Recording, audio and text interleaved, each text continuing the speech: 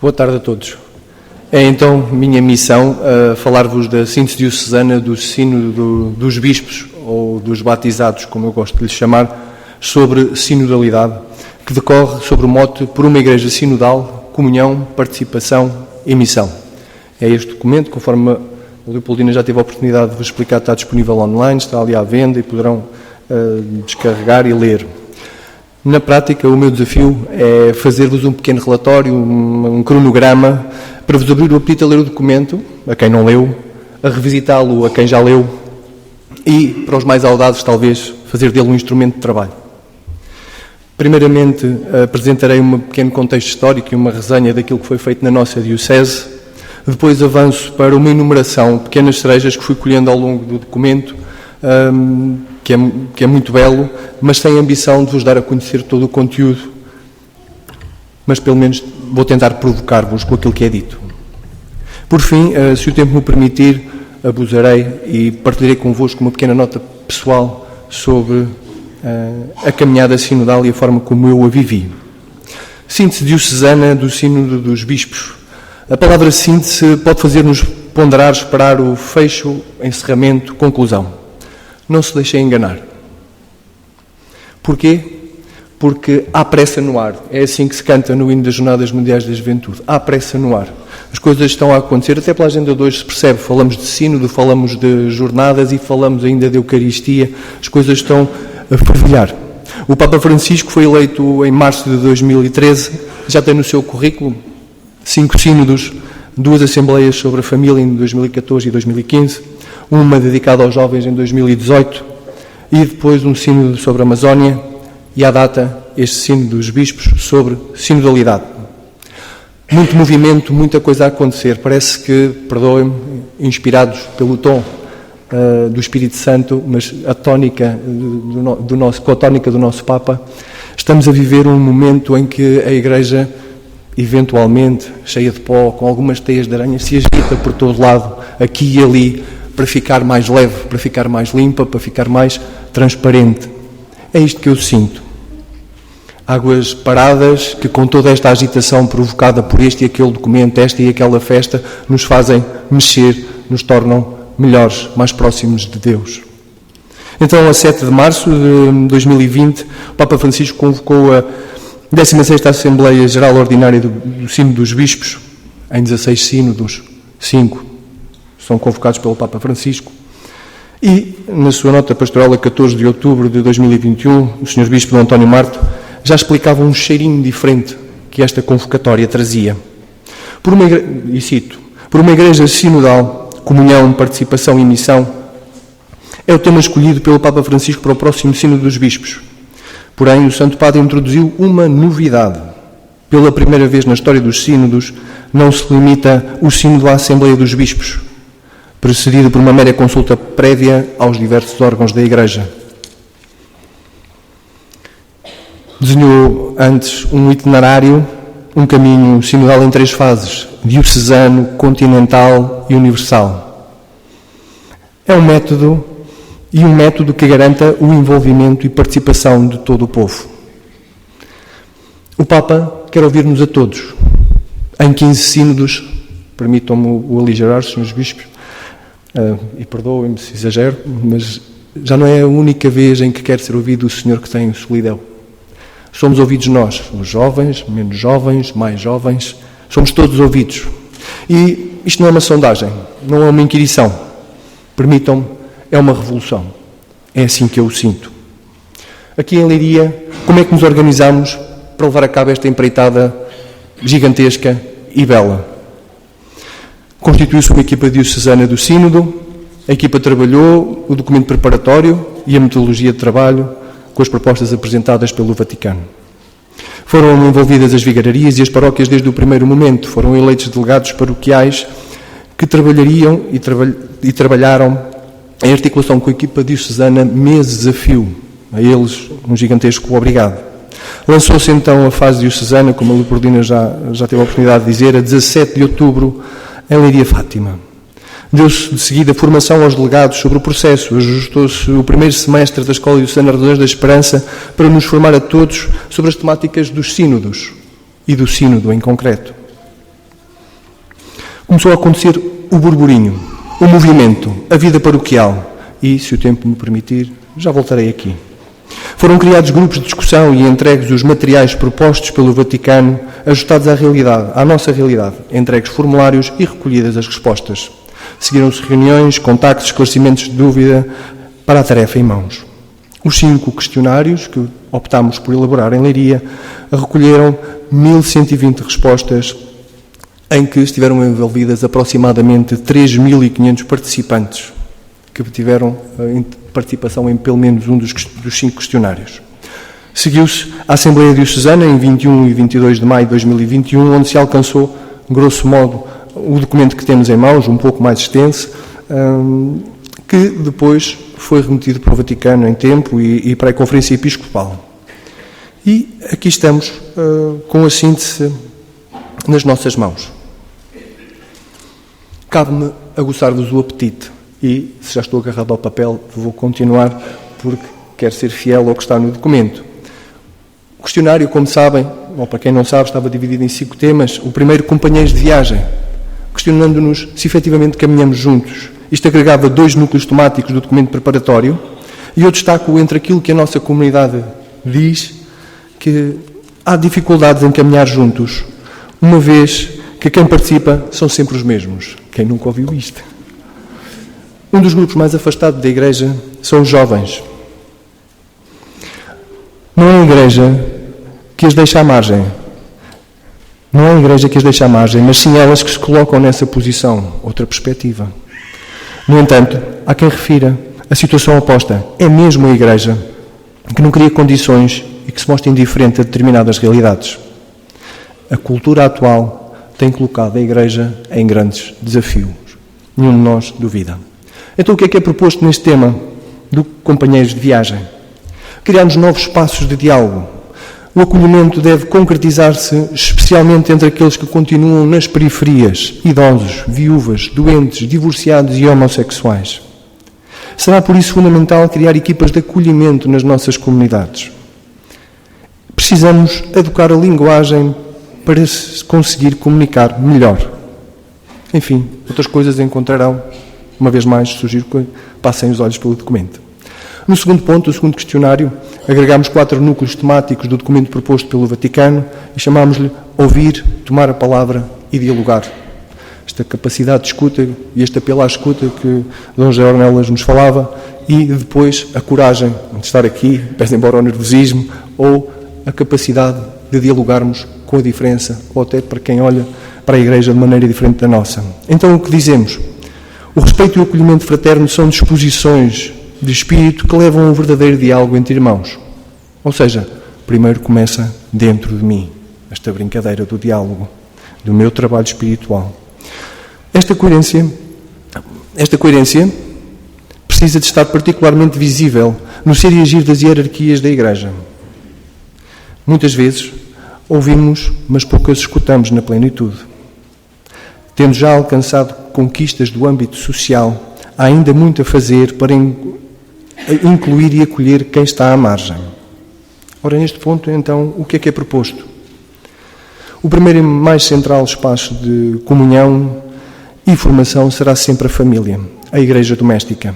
Contudo, a Igreja precisa de considerar as novas realidades familiares, cada vez mais numerosas, e ter algo para lhes dizer.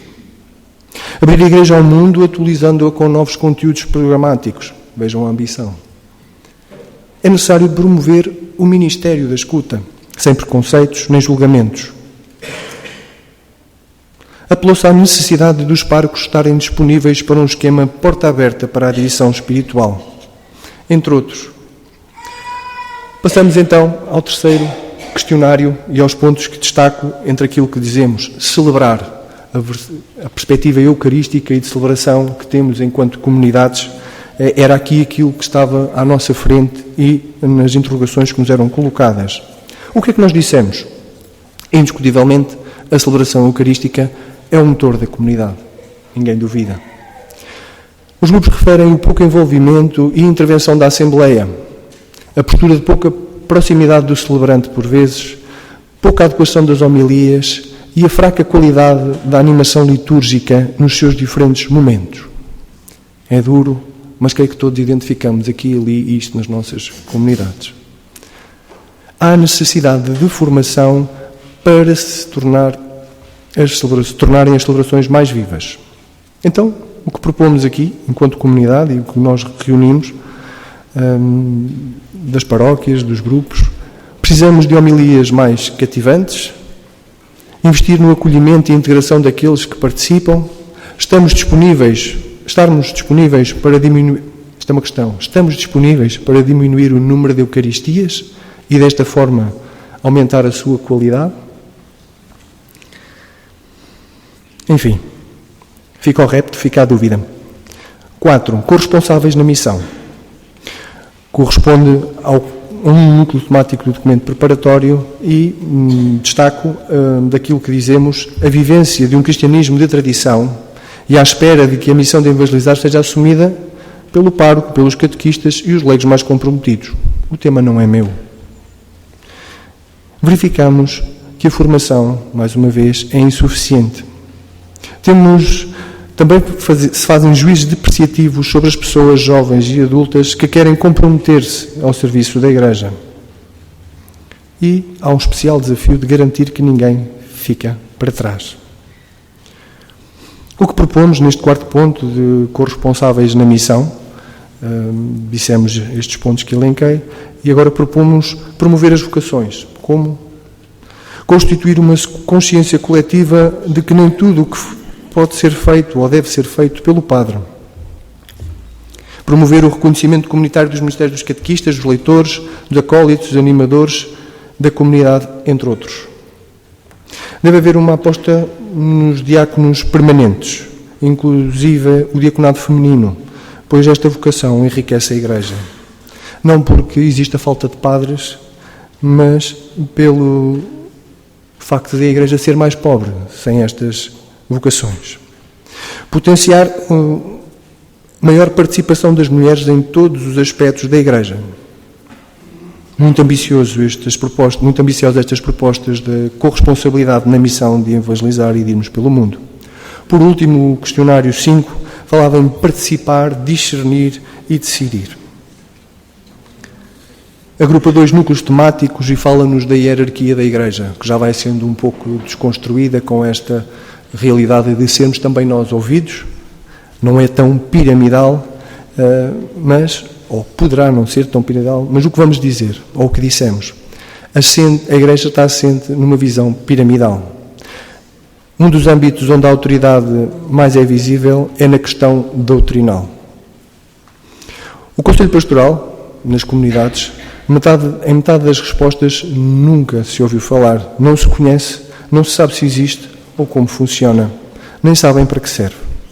E não existe uma cultura nem uma prática de avaliação na Igreja, tal como não existe uma efetiva prestação de responsabilidades, de contas, neste sentido de responsabilidades de projetos. O que é que foi proposto pela comunidade? É importante que as comunidades possam ser ouvidas e envolvidas nas tomadas de decisões. Vamos ser obrigados a refletir seriamente sobre o lugar e a missão do ministério ordenado dos padres no seio das comunidades cristãs. Esta nova imagem de padre precisa de ser construída. Os conselhos pastorais, é necessário começar a deixar o Espírito falar. Depois, é preciso dinamizá-los verdadeiramente, convidar pessoas fora da caixa, renová-los com maior frequência e promover o seu funcionamento. Fazer uma avaliação séria é consequência de um plano pastoral que não se limita a ser um calendário de atividades. Brutalíssimo. Temos aqui um caderno de encargos, entre muitas outras coisas que encontrarão no documento completo, e diria que o desafio é não mudarmos a Igreja, porque não conseguimos, mas como me ensinaram em tempos, os elefantes comem-se às postas. Discernimos em comunidade, pegamos neste tema este ano, aquele tema no próximo, fica a sugestão. Quanta riqueza nestas 10 páginas que temos em mãos, quanto trabalho podemos ainda e devemos fazer. Dou graças pela nossa diocese. Acrescendo isto, Ainda fizemos um processo de avaliação que nos deu muita informação para os passos futuros e para deixarmos para outros sínodos que venham a existir, que esperamos que sejam muitos. Entro agora nesta pequena partilha pessoal sobre esta caminhada que a nossa Diocese fez. Estou verdadeiramente feliz. O Padre Manuel Henrique, quando nós estávamos nos convívios fraternos, frequentemente dizia-nos: vivemos no melhor tempo da história. Foi o que Deus nos deu. Foi o tempo que Deus nos deu, pese embora as dificuldades. Perguntam-me como é que eu posso estar feliz, como é que vivemos o melhor tempo da Igreja, se a Igreja perde a dimensão, se temos pedófilos e abusadores debaixo de cada pedra e somos obrigados a dar a cara e a resolver os assuntos, se há o risco de uma crise financeira, de manutenção das estruturas da Igreja, se há pontuais escândalos financeiros, se há uma crise de vocações dramática, se as ordens religiosas que eram gigantescas em tempos agora se esvaem a cada funeral, e nas aldeias e cidades deste país a Igreja e a Paróquia são uma realidade mais cultural e quase etnográfica do que verdadeiramente espiritual. Como é possível estar feliz? Mas estou feliz porque sinto que vivemos num tempo de revolução, de mudança, em que identificamos e tocamos o coração de muitos fariseus e doutores da lei que percebem que tem que haver um caminho intermédio, em que procuramos recolher e acolher as samaritanas, os homens caídos à beira da estrada e os cobradores de impostos dos tempos de hoje e tantos outros. Há pressa no ar. E não é o fim, não pode ser o fim. Há pressa no ar desde sempre, desde os primórdios, de encontrar esta misericórdia de Jesus Cristo, que dizia que o jugo dele era leve. Não sabemos como, não sabemos por onde ir, não sabemos se vamos chegar. Está tudo muito cinzento ainda e está tudo bem. É o momento que nos é dado viver com a graça de Deus. Para confirmar que não há volta a dar, atrás falei-vos do burburinho e do movimento que aconteceu nas paróquias para preenchermos os formulários e respondermos a questões e encontrarmos-nos. Há alguém aqui que tenha participado nesses formulários que acredite que foram mesmo só papéis, que foram só formulários, grelhas para entregar a alguém? Não. Era, foi e é um processo de discernimento e comunhão com os irmãos e com o Espírito Santo que resulta numa palavra que eu aprendi uma vez a folhear o índice da Bíblia. Perdoem-me a ignorância e a minha falta de formação. É uma metanoia. Resulta numa metanoia. É esta a palavra. Metanoia significa conversão. Significa que depois de passar por aquelas águas já não posso mais ser o mesmo ou a mesma, qual o batismo. Significa que depois de conhecer também faço parte disto. Também me cabe a mim ser diferente. Significa que não há amar sem se abaixar, sem discernir e avaliar. Mas ele está louco, perguntam-me, de que é que ele fala? Não senti nada disto. É normal. Estarão certos, talvez. Mas, neste desafio do sínodo, acredito que, tal como na oração, muitas vezes basta a nossa predisposição, o nosso tentar. E o Espírito Santo e Deus fazem o resto. Basta a mera disposição para tentar, e creio que profundamente a nossa conversão acontece em cada um de nós, nas nossas paróquias, nas comunidades de leigos, bispos. Tentamos, nesta tentativa, perdoem-me a repetição, tentamos estar atentos, tentamos procurar estar alerta ao que Deus, Nosso Senhor, tem preparado para o seu povo. E já não há volta atrás. E olhando para trás, não podemos ser os mesmos. Enfim, estou feliz.